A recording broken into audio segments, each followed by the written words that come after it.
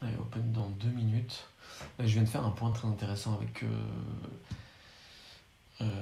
celui que je coach au mois de septembre. Il est arrivé avec un post qu'il a vu sur un Discord et qui parle de trap de market maker. Ce qui en soi moi a éveillé ma curiosité parce que c'est toujours très intéressant de voir un peu ce qui est partagé.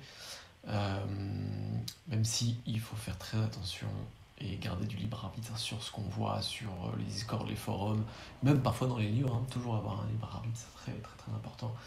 Mais globalement les livres ça reste à partir du moment où c'est sourcé, source sûre. Il m'a montré donc du coup ce post qui parle de market maker qui vient prendre de la liquidité pour induire en erreur des retail. J'ai Moi, ce qui m'a un peu vexé là-dedans, c'est que c'est quelque chose sur lequel j'insiste à chaque fois, parce que comprendre les intervenants, comprendre qui opère et surtout comprendre les market makers, c'est essentiel et on ne doit pas opérer sur les marchés futurs à partir du moment où on ne comprend pas qui sont les opérateurs et ce qu'ils font, ou en tout cas qu'on sait globalement qui ils sont et globalement ce qu'ils font. On n'est pas obligé de connaître en détail le pourquoi du comment, mais en tout cas c'est indispensable et c'est vraiment une faiblesse d'esprit de se mettre sur ces marchés-là et de ne pas savoir qui sont les opérateurs et qu'est-ce qu'ils font. Les market makers sont des liquidity providers, c'est des liquidity makers entre guillemets, pour le dire autrement, donc qui viennent apporter de la liquidité. Ils sont sous contrat avec l'exchange. Alors il y en a qui ne sont pas sous contrat, mais globalement, le market maker, moi en tout cas quand je cite sur le carnet, ok c'est l'open, j'ai pas trop de vues pour cet open, j'ai l'impression que ça va être relativement rangy, il n'y a pas d'annonce écho. Bref, pour revenir et finir ce point-là, je vais essayer de finir ça rapidement parce que ça reste quand même important de le dire. Les market makers ne prennent pas la liquidité. Déjà, premièrement, ça serait un non-sens s'ils la prenaient, parce que ça voudrait dire que quand ils achèteraient, ils se revendraient en même temps la liquidité qu'ils apportent. Enfin, ça n'a pas de... déjà, ça n'a pas de sens, et en plus de ça, ils n'ont pas le droit, ils sont sous contrat avec l'exchange. Donc ici, en l'occurrence, sur les equities, le Nasdaq, le S par exemple, ou le Russell, c'est le CME.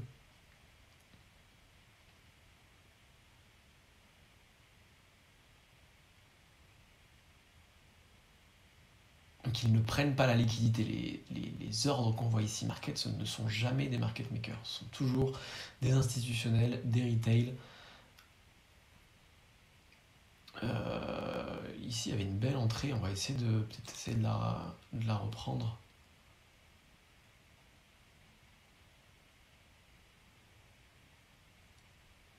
On est arrivé un peu tôt, mais je pense que c'est pas trop mal. Alors par contre, j'ai pas de bracket, ça c'est grave. Voilà, c'est bon.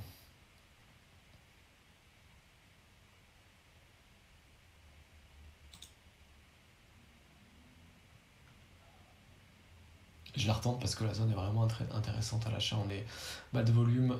On vient de faire un open baissier qui s'est fait immédiatement rattraper par les acheteurs. Il y a une sortie peut-être là, mais j'ai envie de le garder peut-être un peu plus longtemps. On va voir si on peut le reprendre, mais si on revient et qu'on frappe ici, on va essayer de rentrer uniquement s'il y a des stops qui sont déclenchés. Ouais.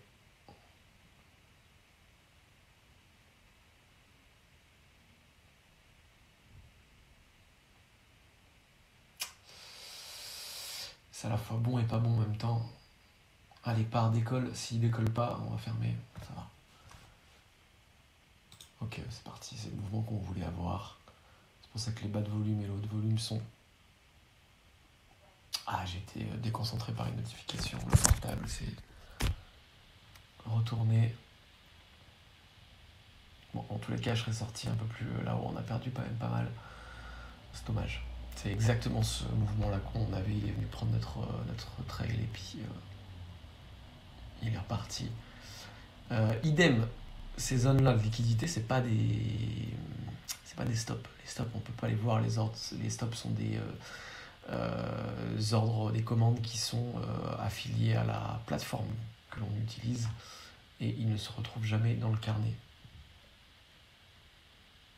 Les pools de liquidité peuvent être dans certains cas des zones à stop puisque le market maker va se poser là pour offrir contrepartie aux stops qui sont placés potentiellement, bien évidemment. Mais on peut finir par les détecter, les zones de liquidité. Quand vous avez un range, il paraît assez évident qu'il y a un pool de liquidité juste en dessous. Parce qu'il y a beaucoup de retail et puis même certains gros traders qui vont placer des stops. Bon. Très content de ne pas avoir été exécuté, mais là, on a envie de rentrer ici. Ouais, ça, il y a une poussée de liquidité qui est arrivée. Allez, part cette fois-ci, il ne refait pas le même coup. J'ai peut-être pas trail. Alors par contre, ouais, ici. Je vais attendre quand même qu'il vienne sur POC. Le seul problème... Ouais, je pense qu'on s'est fait baiser, il y avait un setup à prendre d'ici, ouais.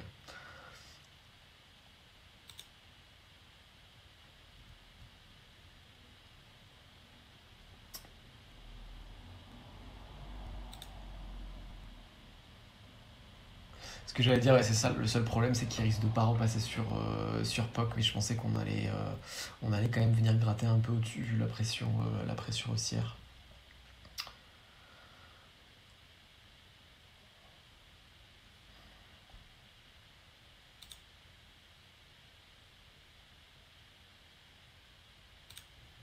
Ok.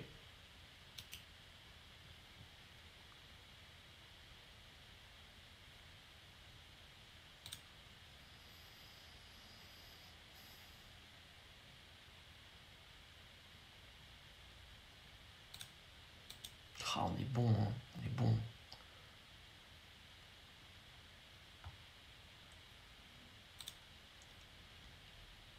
Je vais pas réussir à l'avoir cette position. Ah, on se fait éclater là. Ok.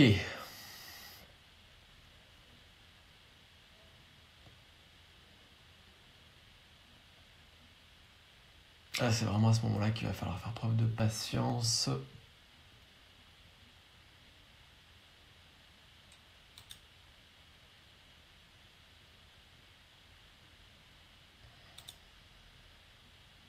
C'est de construire, il peut venir squeeze. Il peut venir squeeze.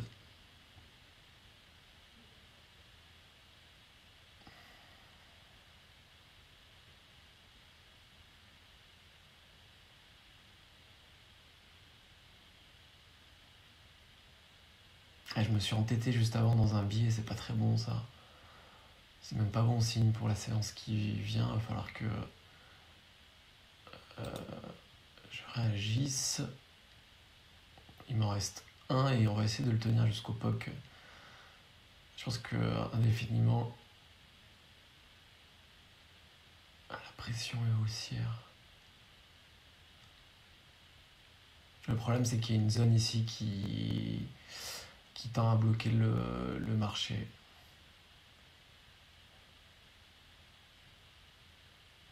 Ce qui est pas très bon, parce que si elle s'y confronte trop de fois, le marché va rejeter la zone. Il va repartir plus bas.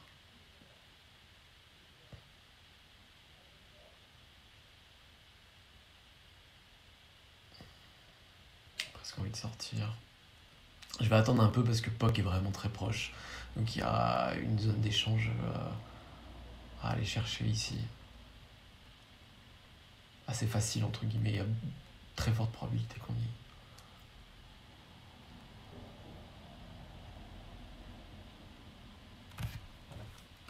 Ok, on va actu. Ce qui est bien, c'est qu'il tient quand même cette zone pour l'instant. Donc je peux peut-être poser un trail juste là. On est en train de consolider pour aller chercher plus haut. Et ici, on a une pince de crabe. Donc si on arrive à passer là les 20, 25 et on passe cette liquidité, là, on va foncer directement sur POC. Donc ça peut être très intéressant.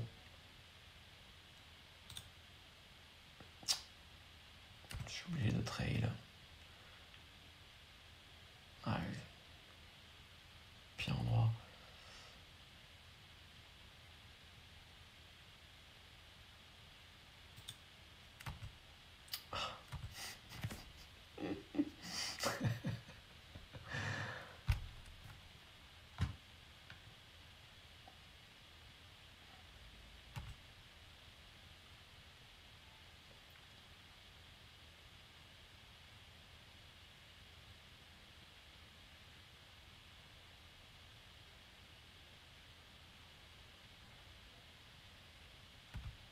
Ok, ça commence à puer pour les acheteurs.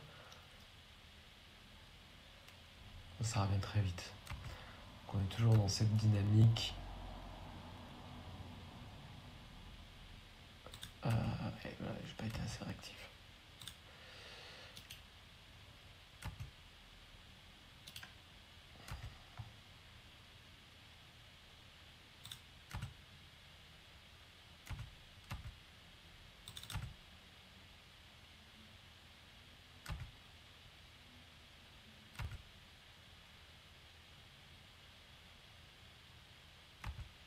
C'est pas évident parce que on est stuck au niveau de notre prix d'entrée, mais on sent bien que ça veut y aller, quoi. Pour avoir tendance à ici vouloir rentrer avec les market makers, mais là, j'ai l'impression que la pression est trop forte. Surtout ce qu'on vient de voir, on a dégringolé, on est remonté immédiatement, on a rejeté les prix sur les 506 ici. Bon, le POC a changé de place, donc potentiellement notre objectif a changé de place également. Ça commence à rentrer dans le dur ici. Du coup, on va target VWAP. Oui. Là, par contre, je suis obligé de trail.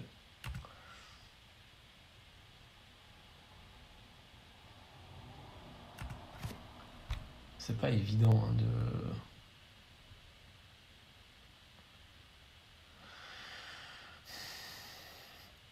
d'obtenir de beaux mouvements, surtout qu'ils arrivent en fait en décalé.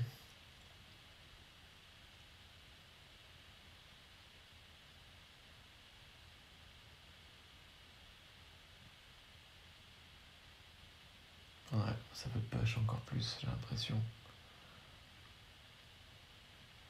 Donc là, on a une entrée à peu près par ici, même si c'est proche de POC, c'est pas super fou. On a une entrée par là, 27,50 et au pire 30,25. S'il revient, bien évidemment. Le Russell, il en pampe pas. Et le S, j'ai pas fait attention. Le S, il est à l'équilibre.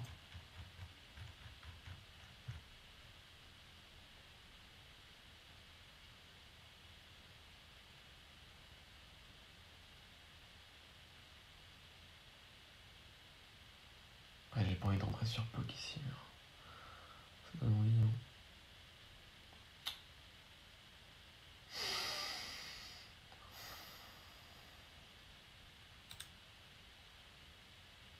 Waouh, on n'a pas été exécuté sur ça. Ça, c'est un signe qui est assez intéressant. Je vais rentrer en décalé. Je peux construire une position parce que je pense que la pression haussière, elle n'est pas terminée. On est juste dans une phase d'échange lambda.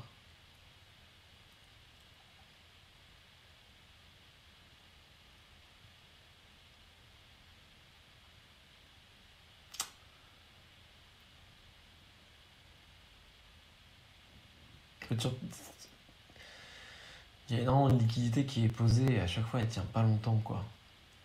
Donc on n'a pas des market makers qui ici sont vraiment en contrôle, ou alors ils sont totalement en contrôle, ils cherchent juste à accumuler une position vendeuse pour ensuite tout redistribuer dans une phase de distribution baissière. Ouais, c'est un peu proche comme trail ça. Ouais, pas faire grand chose.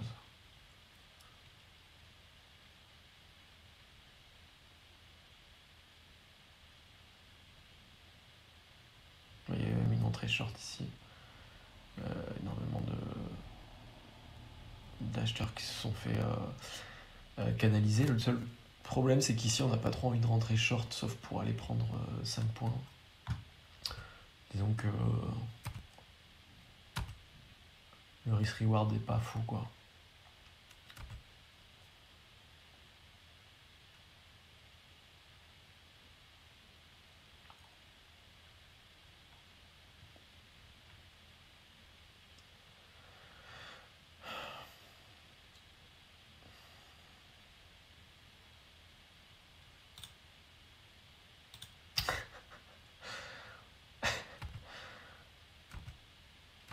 J'étais sûr.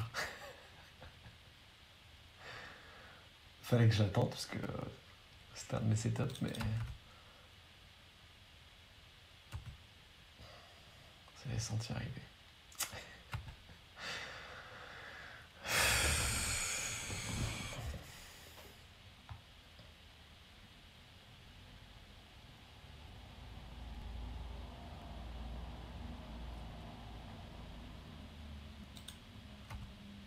Ça c'est risqué.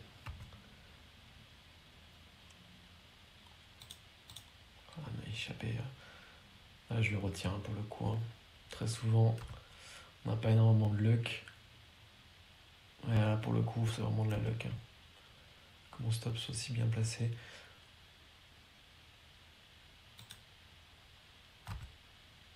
Allez, ça c'était sûr.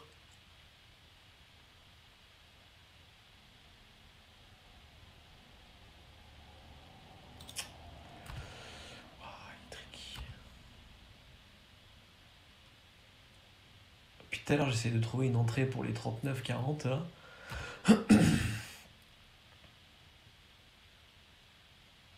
Allez, il faut qu'on rentre là-dedans là.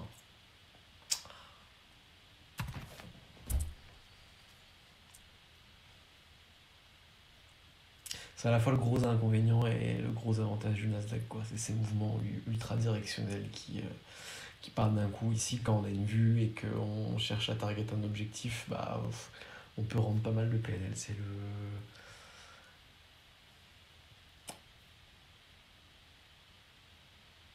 On va dire que c'est le prix à payer, si on veut relativiser dans le sens positif du terme. Sinon, ça peut très vite devenir agaçant.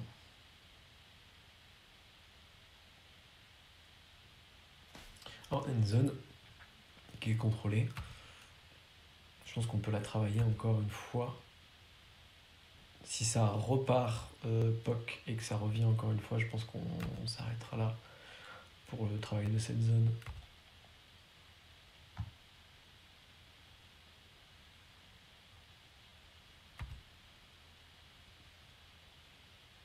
Waouh, la vache.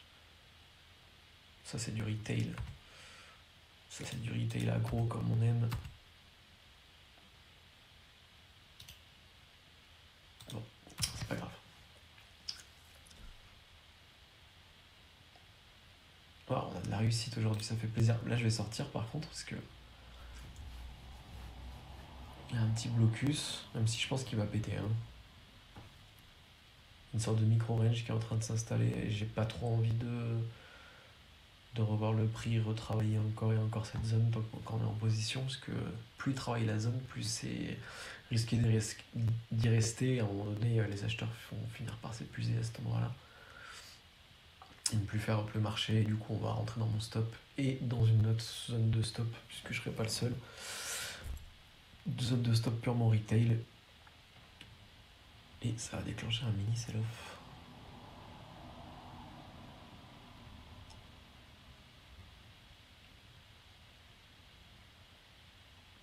Ouais, c'est ce mouvement-là qu'on voulait. Les 39.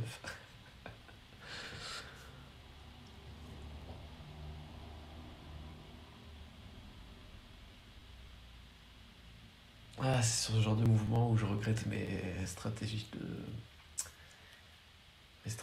hedging. Parce que typiquement ici, c'est vraiment le genre de stratégie à appliquer. On va venir se hedger un peu sur le S, prendre une jambe inverse. Comme ça, on est sûr d'être dans le mouvement. Si on estime que ce mouvement-là, il est plus que probable, mais qu'on n'a pas envie d'être en position de trade sur un seul instrument, bon, on vient prendre une position, comme ça, si ça part d'un coup contre nous, on est edgé sur l'autre position, et puis il suffit de renforcer la jambe baissière pour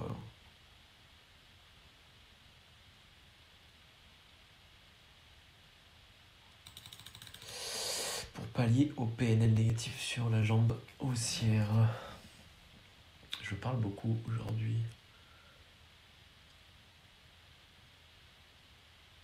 Peut-être me concentrer.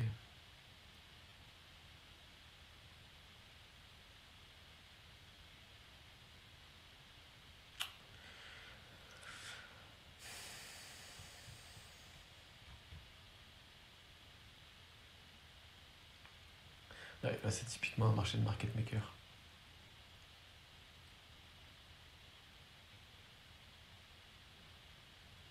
Je sais pas si la zone des 20 va encore tenir. Ouais, tiens, encore.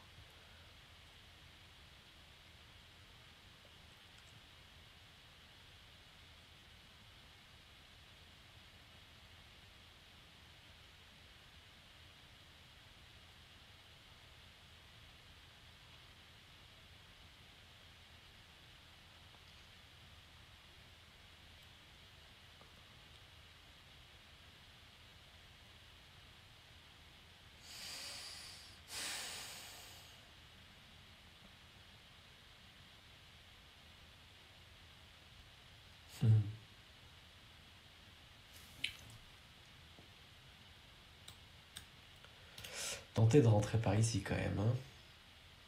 Et ça paraît trop beau pour être vrai, cette zone. Oh bah si, c'est vrai.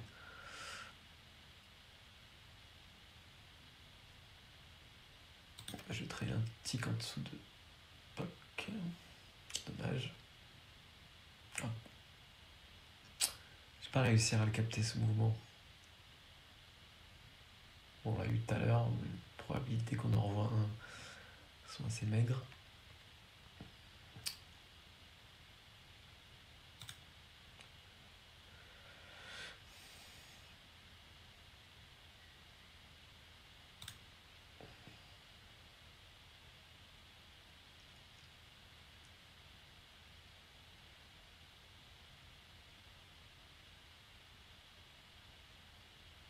C'est dommage pour le S, j'ai l'impression que cette position elle était vraiment intéressante.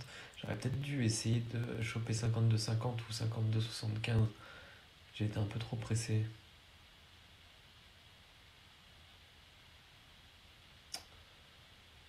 Ouais, j'ai été trop pressé. Le stop est mal placé. J'aime pas avoir des stops longs sur le S. Ça a aucun intérêt. C'est juste pour être mon entrée qui était pas bonne.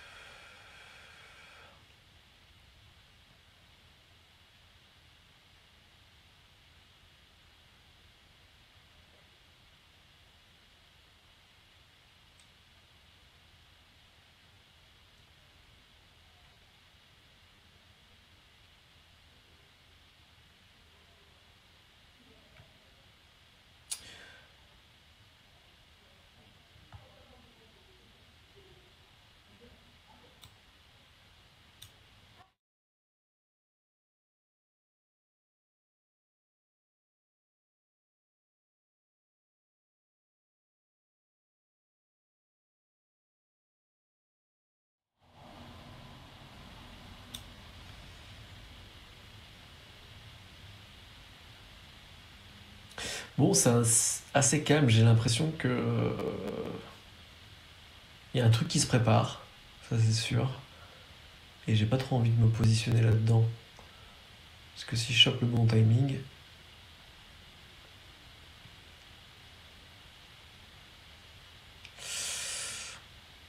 ah, c'est dommage pour le trade sur le S. Je scalpe rarement le S et là pour le coup on avait une jolie position à placer assez facile.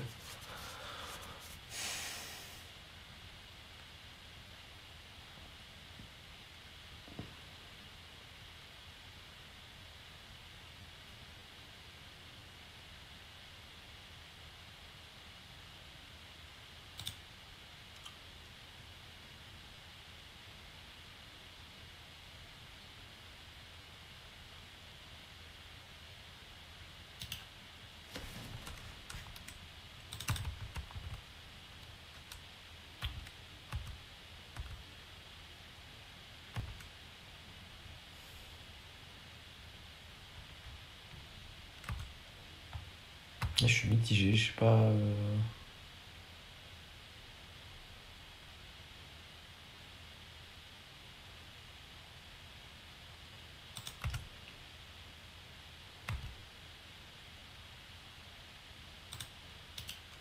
Waouh.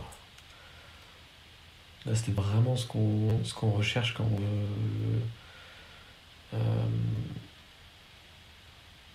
rentrer dans ce type de configuration. C'est ce marché qui n'arrive pas à venir nous exécuter, quoi. Et là, on s'assure d'avoir le meilleur prix. Alors, malheureusement, si j'étais un tick au-dessus, je vais le retirer parce qu'on n'est pas forcément dans le même cas de figure. Je pense que ça va venir gratter 40 ici.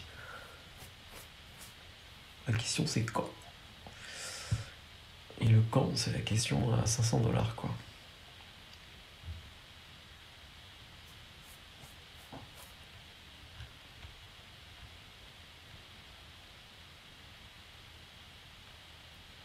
Parce que si on passe cette zone, on peut facilement attaquer 50. Ouais, 51. Et quand je disais les 50, pardon, c'est 640, mais c'est 55 lots qu'il y a ici.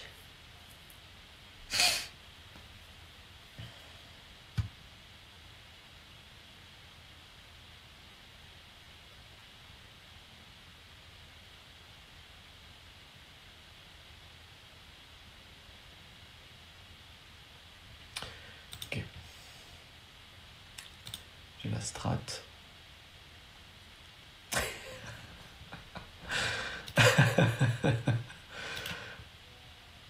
Je te connais par cœur.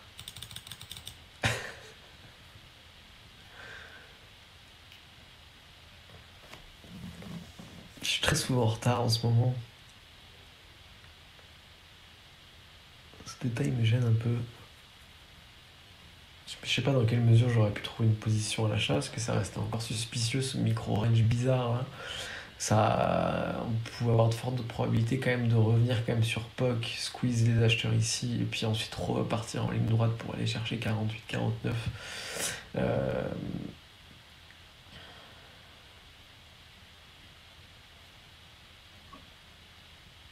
La question c'est que maintenant qu'on a pris cette liquidité-là,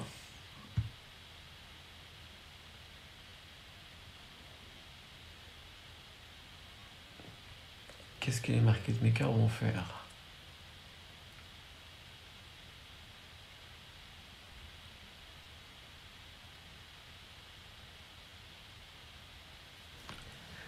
Ok, les intervenants qui continuent.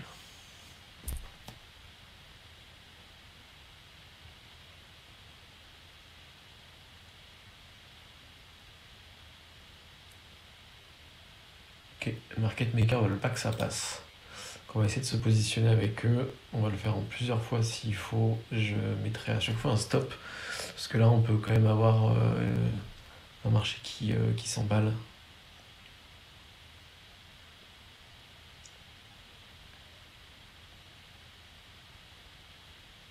Ouais, vous voyez ce que je disais tout à l'heure, c'était cette exécution-là qu'on cherche. Alors ça donne pas toujours lieu à des bons trades. Preuve en est. Mais en tout cas, c'est vraiment le genre d'exécution qu'on va avoir. Le marché a du mal à bien nous chercher. Alors attendez, je pense que...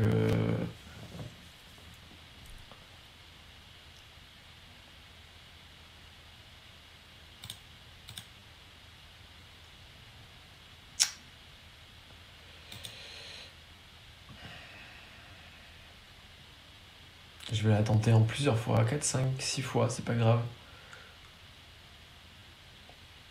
Parce que si on a vraiment une zone qui va être rejetée par les market makers, ça va être très intéressant de la travailler.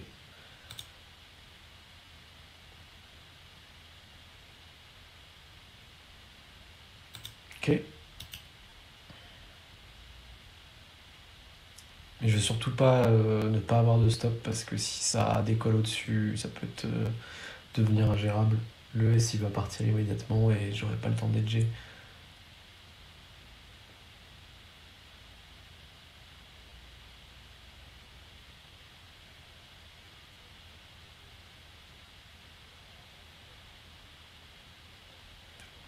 On va voir comment réagit le marché à ça.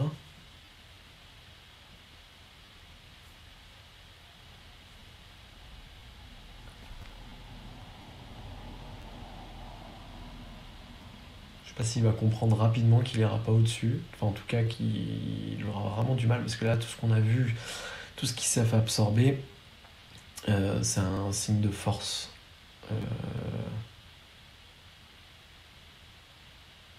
Des market makers, mais ça peut aussi exposer un intervenant qui veut rentrer en limite. Ceux qui rentrent en limite, bien évidemment, ne sont pas que des market makers. Moi, par exemple, je peux être un liquidity provider. Pour revenir un peu sur ce sujet de pré-open. Allez, ok, le marché est en train de comprendre.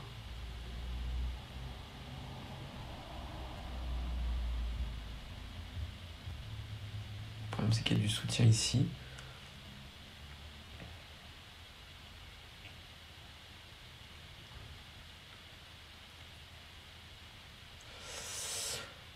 Je suis obligé de sortir.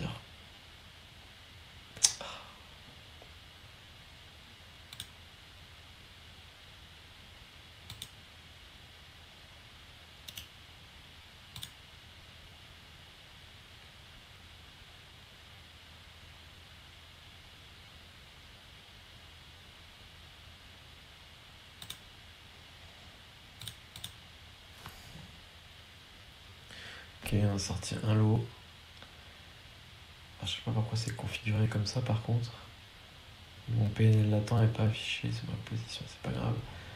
Et là, du coup, le retour, c'est VWAP POC. Après, je sais pas dans quelle mesure le Nasdaq va commencer à se faire racheter, mais vu qu'il s'est complètement fait bloquer là-haut, je vois pas pourquoi il se mettra à racheter. Aussi proche de ce prix. Parce que c'était sur les 53, 55.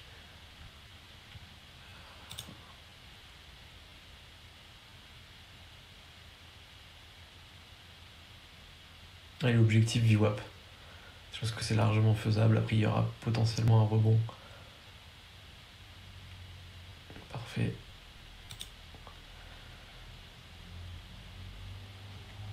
Ok, pas de rebond.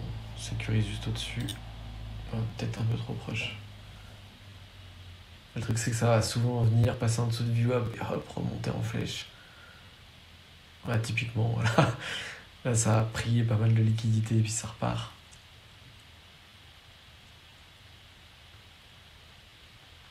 Bah, ici, c'est très intéressant. C'est exactement le type de comportement que nous, en tant que traders, on veut éviter. C'est les personnes qui rentrent ici. Alors, je pense qu'il y a beaucoup de retail, c'est pour ça que je dis ça, parce que des fois, quand on a des intervenants ici, je sais pas, tout à l'heure, on a vu un intervenant rentrer et manger une grosse partie de la liquidité disponible qui était affichée ou non ici.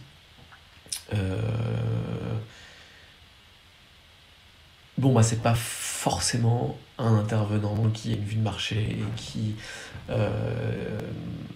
essaye de tirer parti du price action. En général, ça va être plus des retail qui vont penser comme ça. Ici, on a peut-être quelqu'un qui a voulu se hedger sur une de ses positions et a dû acheter en urgence du Nasdaq futur, sachant que les futurs sont des instruments où on peut se hedger à pas cher en finance. Mais ici, typiquement, je pense qu'il y a beaucoup de retail qui sont arrivés, qui ont cliqué sur vendre en voyant ce gros mouvement arriver, pensant que le marché allait chuter. Par contre, ça, encore une fois, market maker contrôle plus bas maintenant. On n'a pas réussi à le choper. Là, tous ceux qui sont entrés là, ils se sont fait stop, ou alors ils sont encore en position, mais ils sont en train de pleurer, quoi.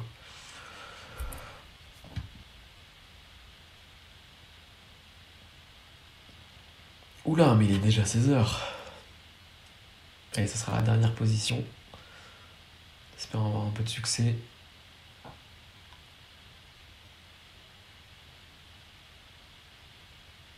C'était la dernière position, sans succès. Mais on peut pas toujours finir en beauté. Bon, c'était un bon open, on s'est juste fait défoncer au début. Putain. Et voilà. Petit point sur lequel j'aimerais insister, c'est une erreur que je vois trop dans les personnes que j'encadre, c'est prenez connaissance avant de faire quoi que ce soit de l'environnement dans lequel vous allez évoluer. D'ailleurs, c'est un truc qui peut s'appliquer dans la vie en général, hein, mais prenez connaissance de qui sont les intervenants, quelles sont les actions. Par exemple, si je demande à quelqu'un qui traite depuis 2-3 mois le Nasdaq et qui s'entraîne au carnet, si je lui demande les 10 plus grosses capitalisations boursières du Nasdaq qui sont cotées au Nasdaq, je suis sûr qu'il y en a beaucoup qui ne sauraient même pas le citer. Bon, après, c'est assez facile, il y en a quelques-unes qu'on peut très facilement deviner, mais prenez connaissance des opérateurs, comment est-ce qu'ils fonctionnent, pourquoi est-ce qu'il y a autant d'algorithmes sur les marchés, qu'est-ce que font les algorithmes, quels sont les différents types d'algorithmes, que font exactement les market makers, quelles sont leurs obligations, pourquoi est-ce qu'ils sont là, quel est leur intérêt de faire telle ou telle chose. C'est vraiment important de connaître ce contexte-là, et puis d'avoir ces informations, puisque c'est en fait ce qui va vous permettre de comprendre le contexte, de comprendre dans quel environnement vous évoluez exactement, quoi. Placer des ordres parce que votre stratégie vous dit qu'il faut placer un ordre ici avec un stop de temps, et tout, etc. Si vous arrivez à être discipliné sur ça, c'est très bien. Et vous allez pouvoir faire de l'argent si vous avez le bon risk management, et si vous avez la bonne stratégie, et si vous avez la bonne discipline, vous allez pouvoir dégager de la valeur avec ça, mais pendant combien de temps? Le problème, quand on ne comprend pas exactement dans quel environnement on évolue, c'est qu'on n'a pas d'adaptabilité sur le long terme. Et je pense que ça, c'est la chose la plus importante qu'il faut viser, c'est l'objectif principal qu'il faut viser quand on scalpe les marchés, en particulier quand on fait une discipline aussi difficile que le scalping, c'est de savoir s'adapter en comprenant le contexte. Et si vous arrivez à vous adapter au marché parce que vous comprenez le contexte, parce que vous comprenez l'environnement dans lequel vous tradez, vous aurez fait 90% du travail technique, quoi. Et ensuite, ça ira tout seul et vous saurez quelle stratégie adapter, comment vous adapter correctement à la volatilité, à la liquidité disponible, au mouvement de marché, etc. etc. Puisque les marchés évoluent très souvent, on se retrouve dans des dynamiques tous les mois, tous les 3 mois, dans de nouvelles dynamiques qui changent pas mal de choses, et c'est là où c'est très important d'avoir justement cette adaptabilité et d'avoir des fondamentaux qui sont solides.